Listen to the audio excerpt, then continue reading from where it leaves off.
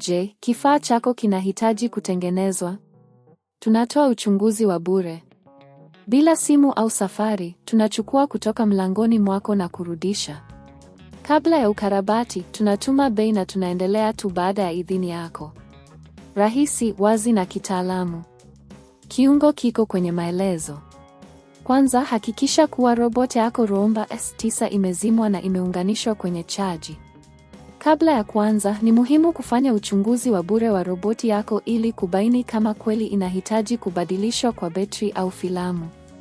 Unaweza kufanya uchunguzi huu kwa kuangalia ikiwa roboti inafanya kazi vizuri au ikiwa kuna ishara zozote za uharibifu.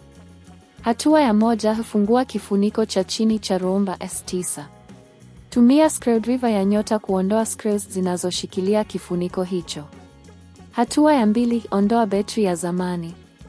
Betri ya Roomba S9 inapatikana kwa urahisi, lakini hakikisha unachukua tahadhari ili usiharibu sehemu nyingine. Hatua ya 3: huweka betri mpya. Hakikisha betri mpya inafanana na ile ya zamani na imewekwa vizuri. Hatua ya 4: badilisha filamu ya robot. Filamu mpya inapaswa kuwa ya kiwango cha juu ili kuhakikisha kuwa roboti inafanya kazi kwa ufanisi.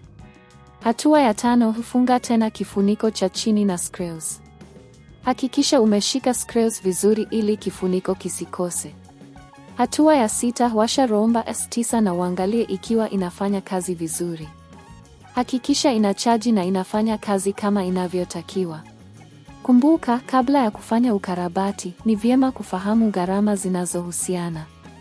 Tunatoa huduma ya kuchukua nyumbani, hivyo unaweza kututafuta kwa urahisi.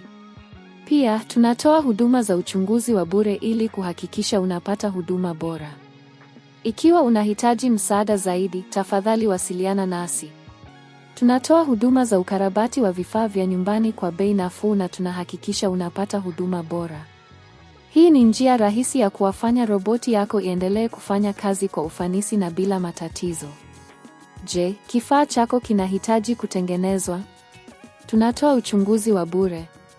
Bila simu au safari, tunachukua kutoka mlangoni mwako na kurudisha. Kabla ya ukarabati, tunatuma bei na tunaendelea tu baada ya idhini yako. Rahisi, wazi na kitaalamu.